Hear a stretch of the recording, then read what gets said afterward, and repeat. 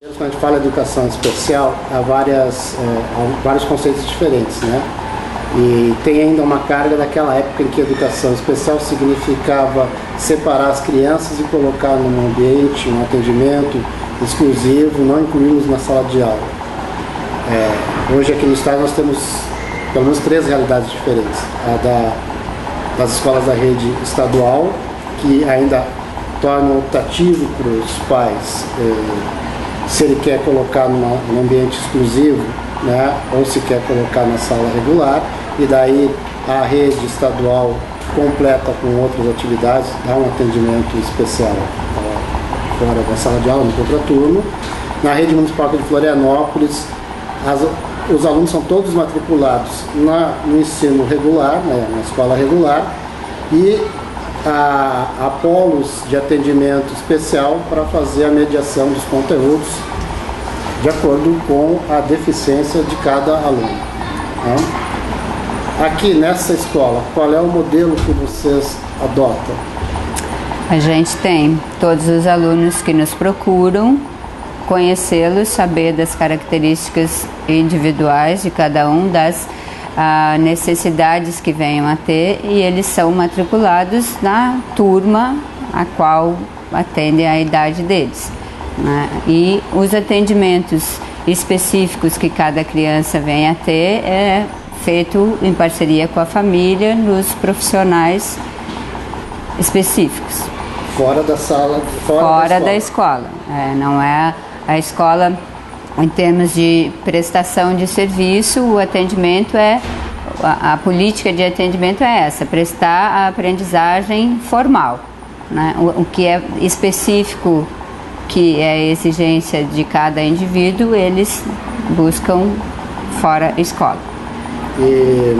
Mas vocês também fazem algum atendimento, uma orientação? Assim, dentro da escola, o que tem de diferencial?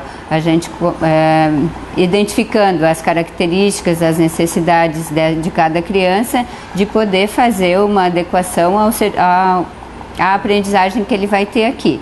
Então, em termos de um currículo adaptado, uma flexibilização do que está sendo, em termos de conteúdo que está sendo desenvolvido por aquela série que ele está frequentando. A criança está sempre em contato com o coletivo dentro do parâmetro da faixa etária, né? A gente procura cumprir com isso, né? Manter uma determinada idade num mesmo grupo.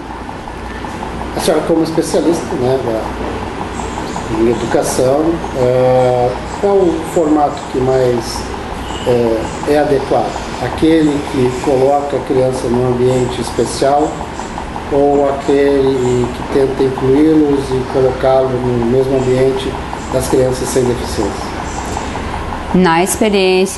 Na minha experiência pessoal e na experiência que a gente tem aqui enquanto instituição, o tempo que se trabalha aqui, é muito nítido a diferença entre uma criança que convive com uma criança especial, que convive com crianças que não têm dificuldades, do que conviver somente com aqueles que têm alguma necessidade.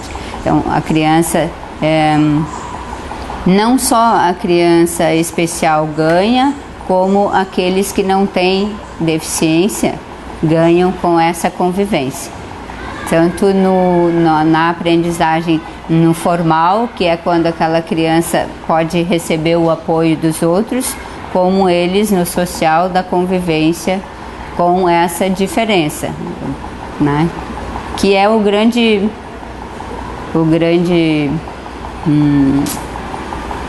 objetivo que a gente tem, conseguir conviver respeitando as diferenças que existam entre a gente, né? Entre nós todos, né? Diferentes. Ali nós temos no recreio, né? Aparentemente, para quem chega na primeira vez, o convívio parece pacífico, colaborativo. Natural, eu diria. É, isso é verdade. Tem algumas coisas de colaboração. Sim. Isso é resultado dessa integração. Sem dúvida nenhuma, né? O dia a dia faz aprender nesse sentido, né? Se ele não tiver essa oportunidade diária, não tem experiência de vida relacionada a isso, não constrói um vínculo em cima disso. Vocês aceitam qualquer criança que venha se matricular aqui, independente do grau de deficiência dela? A gente tem uma entrevista inicial, né? A gente procura identificar quais são as necessidades e ver se a gente tem condições de atendê-lo, né? Hoje, por exemplo, se chegar aqui uma criança com deficiência visual, eu não tenho condições de atendê-lo. Eu tenho que buscar, né, e ver assim, né, não há disponibilidade para isso. Eu tenho aqui o meu quadro de professores de ensino regular. Eu faço o serviço técnico enquanto psicopedagoga de orientação a esses professores, esse serviço todo.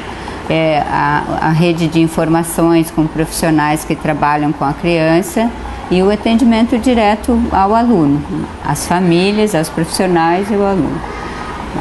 Mas não teria, por exemplo, um professor para trabalhar com braille, né? Então eu preciso ter essa entrevista inicial.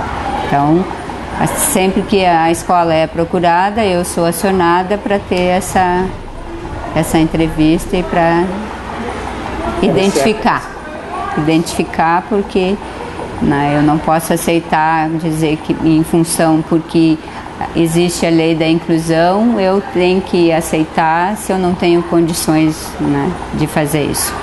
Então eu preciso me capacitar primeiro. Hoje a gente além dessa realidade que tu colocou, aqui são os alunos com algum tipo de deficiência física, cognitiva ou social, né? A gente na escola hoje atende um grande número de crianças que não estão dentro desse perfil, ou seja, não são crianças que têm um diagnóstico específico, mas são crianças que apresentam inúmeras dificuldades de aprendizagem, distúrbios comportamentais, transtorno de déficit de atenção. Hoje não é a nossa escola, né? Hoje as escolas estão abordando muito, recebendo muitos alunos com diferentes distúrbios. Então, de uma forma ou de outra, a escola tem que ter uma flexibilização nesse modelo de aprendizagem, né, que está sendo. Não pode mais ter um pensamento rígido que seja assim para todos dentro da sala. Então, existe também essa flexibilização com relação a esses alunos. Quando você fala flexibilização, o que significa exatamente? Você tenta traduzir para o nosso público. Flexibilização, assim, tem um programa curricular a ser cumprido. Tem um programa curricular de matemática que trabalha equação, expressão numérica, né? Todos esses conteúdos específicos. Desse conteúdo existe uma forma de cobrança. Uma prova escrita, uma prova teórica, sei lá. Uma prova escrita, uma prova teórica, mesma coisa, né? Uma prova escrita ou um trabalho e tal. Então, o que acontece nessa flexibilização?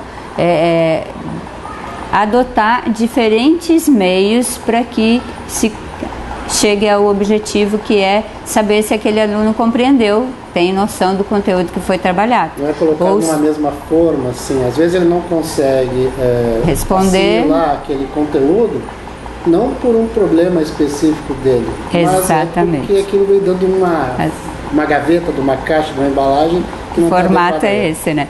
A gente tem muito essa prática, assim, às vezes aqui a turma tem lá uma avaliação que tem 10 questões, né? Mas o meu aluno que tem impulsividade, que é hiperativo, que usa medicação, que tem transtorno de déficit de atenção, ele consegue permanecer um tempo curto, né? O tempo de atenção dele, de permanência na tarefa, é menor do que os outros alunos.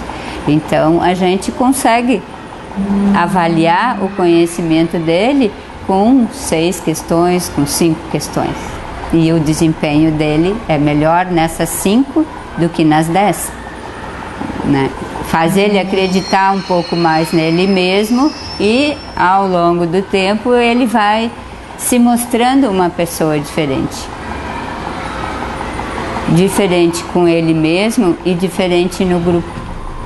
Isso, assim, o período que eu trabalho aqui, vi muitas experiências de vida nesse sentido, que traz uma tranquilidade não só para a criança, para o professor, para o grupo, para a família que lida com. Porque começa a se enxergar como alguém que é capaz de fazer algo. Eu não diferencio muito a questão da criança que tem uma necessidade física do que uma criança que tem um transtorno de déficit de atenção.